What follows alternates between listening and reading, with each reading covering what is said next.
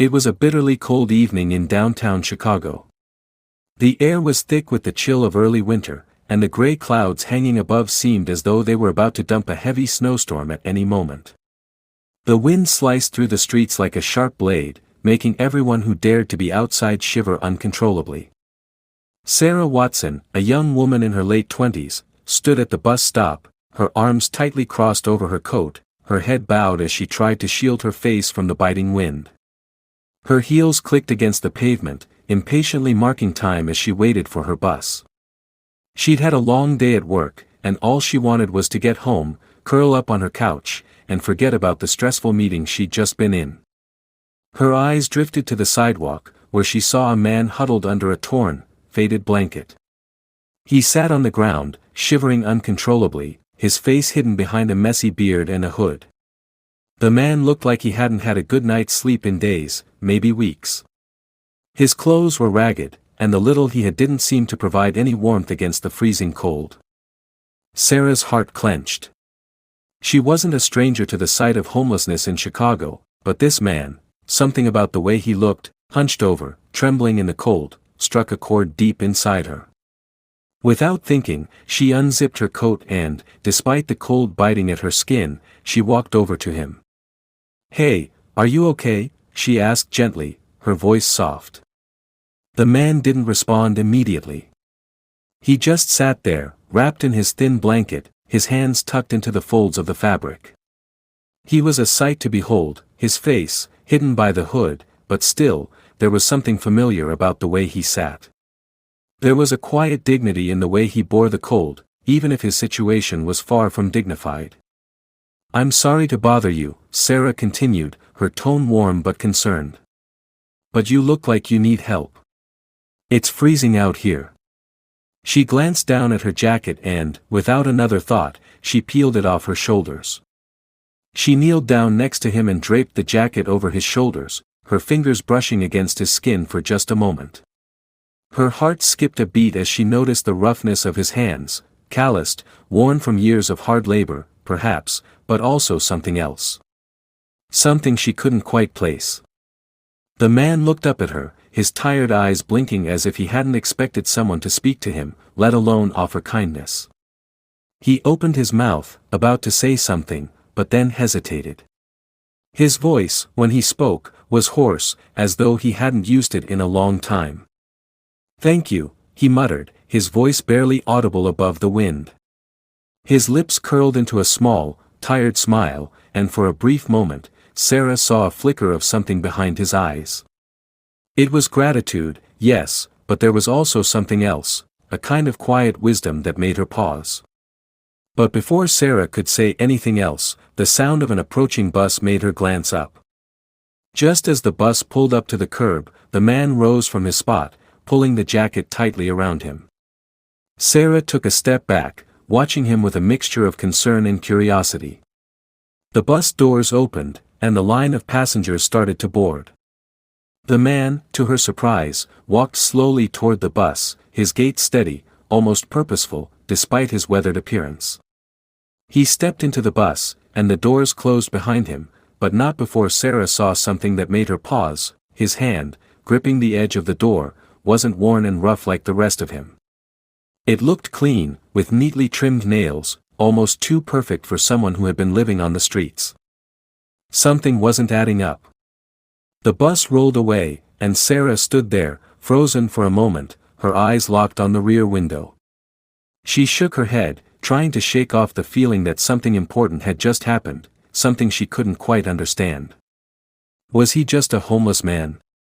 Or was there more to his story than met the eye? She pulled her phone from her pocket, checked the time, her bus would be arriving soon, and sighed. But as she stepped onto the bus, she couldn't shake the feeling that her day was about to take a very unexpected turn. Cliffhanger. As Sarah sat down on the bus, her phone buzzed. It was a notification from an unknown number. "I owe you one," it read. She frowned, unsure what it meant, and glanced at the back of the bus. Through the window, she saw the man she had helped earlier. But this time, there was something very different about him. He wasn't wearing her jacket anymore. And his face, it looked completely different. The bus ride felt longer than usual.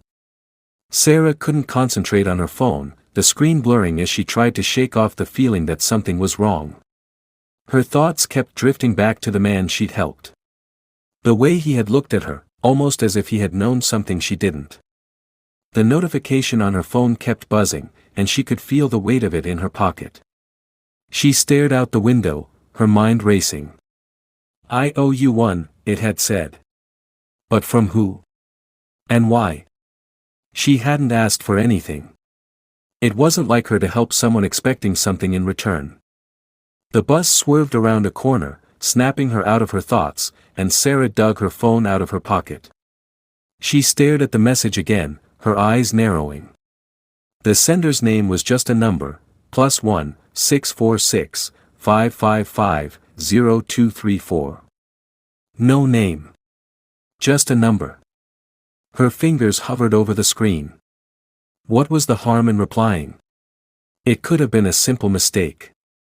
But then again, who was sending her cryptic messages? Taking a deep breath, Sarah typed out a simple reply. "Who is this?" She hit send, but before she could even lock her phone, it buzzed again. Another message from the same number. "You'll find out soon enough. Trust me." Sarah felt a chill crawl up her spine. That wasn't a normal reply. It was ominous, unsettling. Her heart rate picked up, and she suddenly felt as though the walls of the bus were closing in. The man on the street, he had known her. How had he known her? And more importantly, why was he contacting her? The bus came to a stop, and Sarah jumped up, her mind clouded with questions. She couldn't sit there any longer, waiting for the answers that weren't coming. She needed to figure this out. She stepped off the bus and walked briskly toward her apartment. Her coat felt too heavy, the air too thick, and her steps felt unsteady, like she was walking through a fog. When she got home, she went straight to her bedroom and locked the door behind her. Her fingers hovered over the keyboard, and she debated searching the number online. But then she hesitated. What if it led her to something dangerous? What if this person had connections she couldn't even begin to understand? Still, her curiosity won out.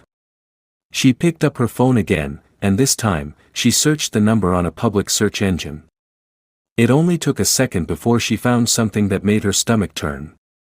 The number was linked to Riverside Holdings, a massive real estate development company based in Chicago. The website described them as one of the wealthiest companies in the city, boasting billions in assets, with ties to everything from commercial buildings to exclusive private clubs. The hairs on the back of her neck stood up. Riverside Holdings? That name seemed too familiar. It couldn't be a coincidence. The number, the message, it was all pointing in one direction. Just as Sarah was about to scroll further, a knock at the door startled her. Her pulse quickened. Who could that be? She got up from her desk slowly, her heart racing as she crept toward the door. She peeked through the peephole. It was hard to make out much through the blur, but the person standing on the other side was tall, broad-shouldered, and wearing a dark coat that looked far too expensive for a normal visitor. Her mind raced. It couldn't be him. Could it? She took a deep breath, bracing herself for whatever might come next. Sarah opened the door. And there, standing before her, was the same man. The homeless man she had helped earlier that evening. But now, he was dressed in a sleek black suit. His hair was neatly styled, his face shaved clean, and his eyes, those same eyes that had once looked tired and worn, were now sharp, focused, and intimidating. "Sarah Watson," he said, his voice low, calm. "We need to talk." Cliffhanger, Sarah froze, her heart pounding in her chest. The man, no, this man, wasn't just a homeless stranger. He was someone powerful, someone with influence. But why had he come to her now? And what exactly did he want from her? Sarah stood frozen in the doorway, her heart pounding in her chest.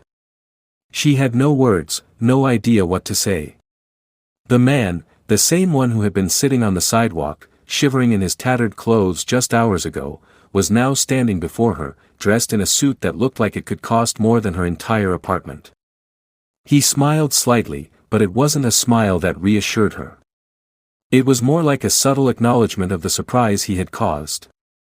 His eyes were calm, but there was something intense behind them, something that made Sarah feel small and insignificant in comparison. "Can I come in?" he asked, his voice still that same low, steady tone. "We need to talk." Sarah didn't know what to do. She could slam the door in his face, but something told her that would only complicate things.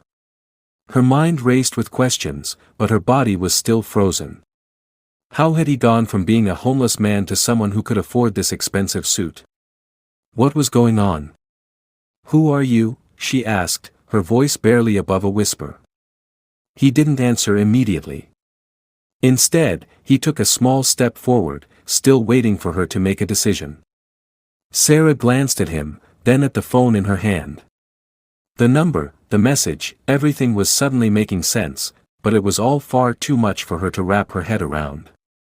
After a long silence, he finally spoke again. "I'm James Riverstone," he said simply, as if it should mean something to her. And perhaps it did, but not in the way he might have expected.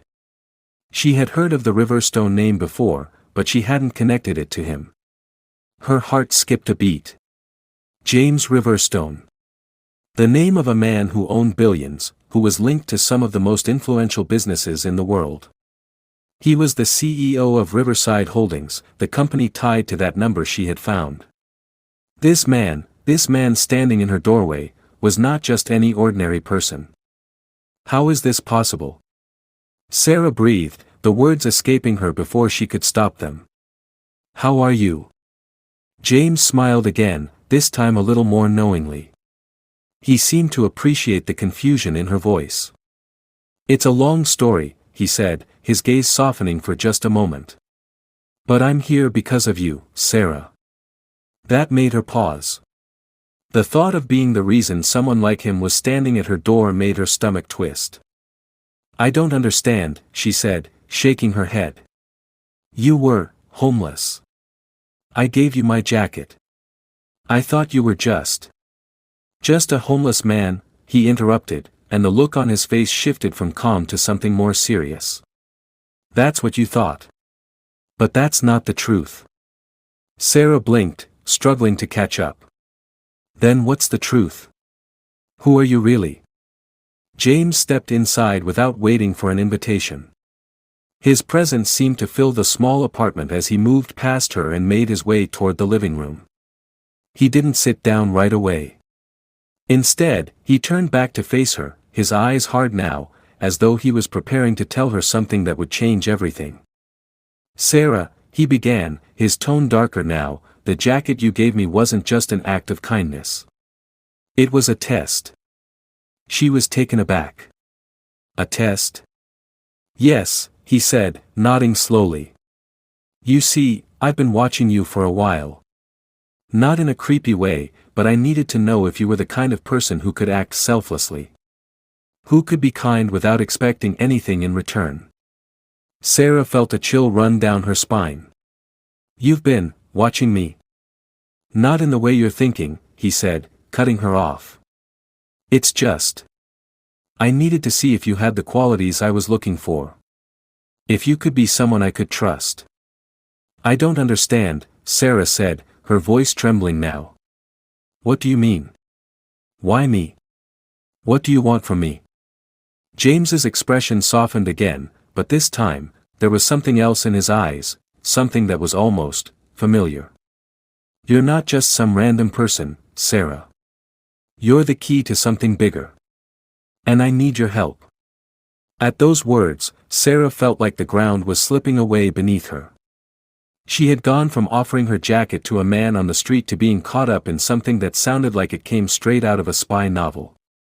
What was going on? "I don't know if I can help you," Sarah said, her voice shaky. I'm just a regular person. I don't have anything special to offer." James took a step closer, his eyes narrowing slightly. You do, Sarah. You just don't know it yet. A sharp silence fell between them. Sarah's mind raced. The man who had once been a homeless stranger was now standing in front of her, asking for her help in something she didn't understand.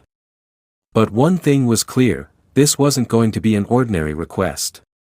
Cliffhanger, I'm not asking for your trust right now, James said, his voice suddenly quieter, more intense. But what I am asking, is that you listen to me. This could change your life. Sarah's heart was pounding in her chest. Was she about to make a decision that could change everything? Or was she walking into something far more dangerous than she ever imagined? Sarah's breath caught in her throat as she stood there, frozen, her mind spinning. She had no idea what was happening, but every word James said seemed to pull her deeper into a world she couldn't comprehend. Change my life, she repeated, her voice barely a whisper. What do you mean? What do you want from me? James was silent for a moment, his expression unreadable. He seemed to be weighing his next words carefully, as if deciding how much to reveal.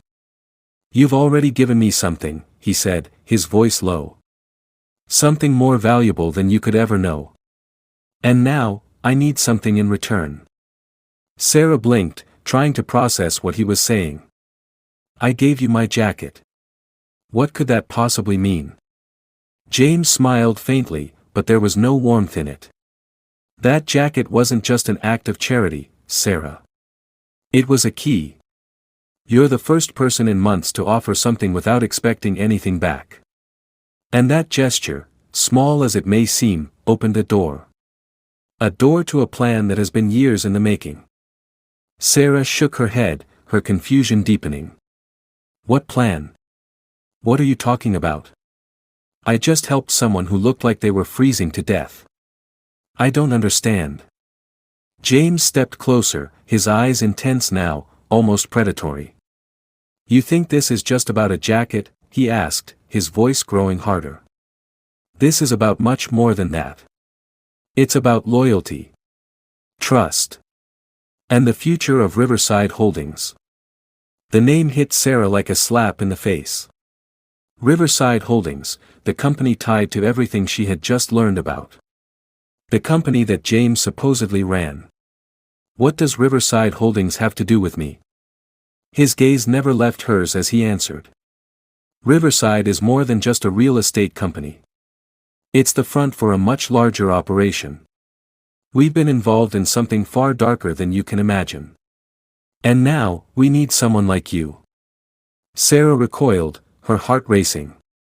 What kind of operation are you talking about? James's expression grew darker, and for the first time, Sarah saw a flicker of emotion in his eyes, something akin to regret, but it was quickly masked by the coldness that returned. You're asking the right questions, he said softly. But what I'm about to tell you, it's not something most people can understand. There's a reason I've been watching you, Sarah. There's something about you, something in your past, that makes you the perfect candidate for this. But you have to trust me. I don't trust you, Sarah replied quickly, the words flying out before she could stop them. You show up at my door after pretending to be homeless, and now you're telling me you've been watching me? That's not trust. That's manipulation. James didn't flinch. Instead, he took another step forward, his gaze intense. You're right. But that's not all. I need you because you're linked to something much bigger. Your family, your history, it all ties into this. You just don't know it yet. What are you talking about? Sarah's voice wavered, her knees feeling weak. My family has nothing to do with you. James shook his head. You'd be surprised. Your father, he was a key player in something we've been trying to bring back for years. A deal that's worth billions. A deal that could reshape everything. But it's been hidden for too long. Sarah's head spun. Her father? He was a history professor, not some high-level business tycoon. How could he have been involved in something like this? I don't believe you, Sarah said, her voice barely more than a whisper. You're lying. My father was just a regular man. James raised an eyebrow, an amused smirk on his lips. A regular man. Sarah, you've always believed that, haven't you? You think your father's quiet life was the result of simple choices. But there's more to it. Much more. Sarah stumbled back, feeling like the ground was slipping away beneath her.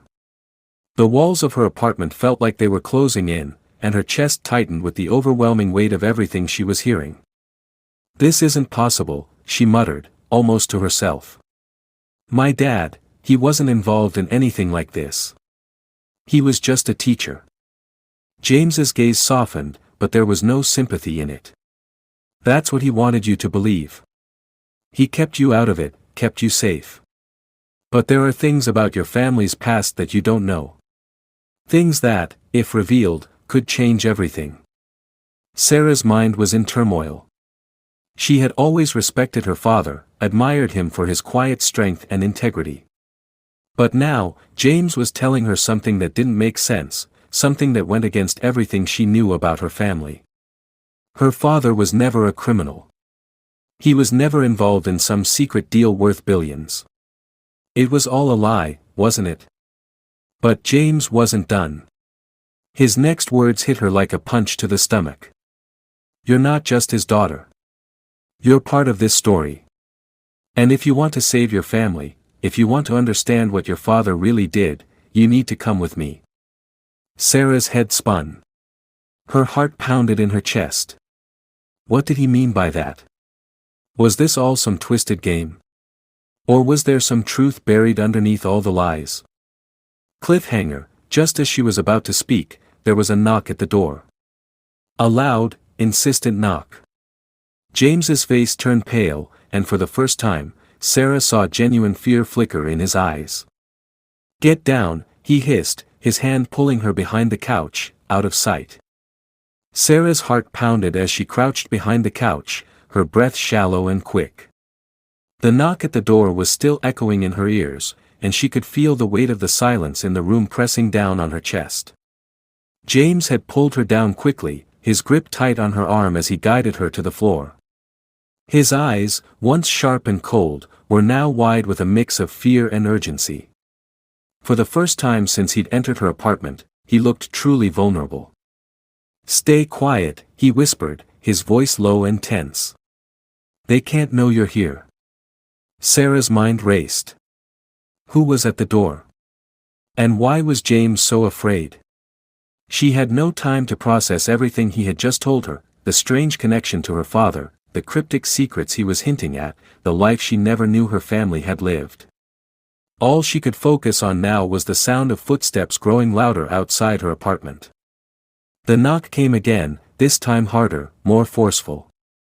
Sarah could feel the vibrations through the floor, as if the person on the other side was growing impatient. James, Sarah whispered, her voice trembling. What is happening? Who's at the door? James didn't answer immediately. Instead, he reached into his coat pocket, pulling out a small device. It was a black remote, sleek and unassuming, but the way he handled it, carefully, with a certain purpose, sent another shiver down Sarah's spine. He pressed a button on the device, and suddenly, the apartment was enveloped in a strange, almost eerie quiet. The noise outside, the knocking, everything, it all seemed to fade into the background. It's a jammer, James said softly. They can't hear us, but we need to stay hidden. It's not safe for you. Before Sarah could respond, the sound of someone turning the doorknob broke the silence. James's face grew even more pale, his grip on Sarah's arm tightening as he pulled her closer to him. She could feel the rapid beating of his heart against her side. The door creaked open, and for a moment, Sarah felt as though time had stopped. She held her breath, staring at the door, waiting for whatever came next. But to her surprise, the door didn't swing wide open. Instead, it stayed slightly ajar, the shadows of two figures barely visible through the crack. There was a pause. Then a voice, a low, gravelly voice that Sarah didn't recognize, spoke from the other side of the door. James Riverstone, the voice growled. We know you're in there. Open up. Now. James's entire body went rigid, and Sarah could see a flicker of fear cross his face. But instead of backing down, he took a deep breath and looked straight at her. "They're here," he said quietly, his voice strained. "They're after me, Sarah. And they won't stop until they get what they want." "What do they want?" Sarah asked, her voice barely more than a whisper, her heart racing. James's expression grew darker. "They want control. And they think I have it, whatever it is. They don't know the truth, but they'll stop at nothing to get it. And now, because you're involved, they'll come after you too." Before Sarah could process his words, there was a sudden movement from the other side of the door. One of the figures was pushing it open wider. James didn't hesitate. He grabbed Sarah's hand, pulling her toward the back of the room, away from the door. "Come on," he whispered urgently. "We don't have much time." They moved quickly, ducking behind the kitchen counter and into the hallway leading to the back exit. But just as they neared the door, a loud crash erupted from the living room.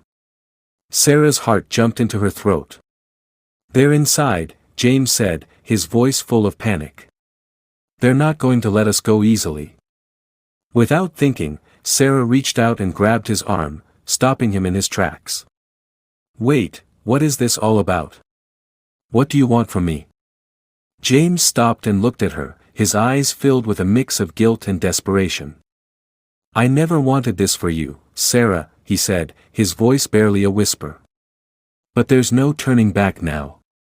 You're part of this. Whether you want to be or not. You're connected to something much bigger than any of us." "Why me?" she asked, her voice breaking. "Why did you choose me?" James didn't answer right away. Instead, he just stared at her, his face torn.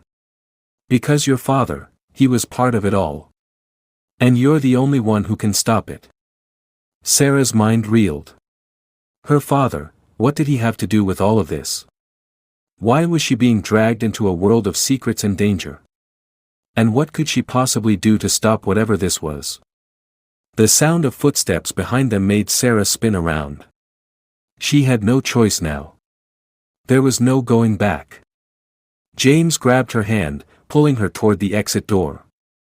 As they stepped outside into the cold night air, Sarah felt the weight of everything crashing down on her. She was no longer just a simple woman living a quiet life. She was tangled up in a dangerous game with powerful men, a game she didn't understand. And now, she had to figure out how to survive it. Cliffhanger. As they stepped into the alley, the bright headlights of a car illuminated the street ahead of them. The engine roared to life, and Sarah could see two men in dark suits sitting inside, their eyes locked on her and James. "This is it," James whispered, his voice grim. "They've found us." At the end of your script, always include this. If you like this story, comment, share and subscribe to our channel for more interesting stories.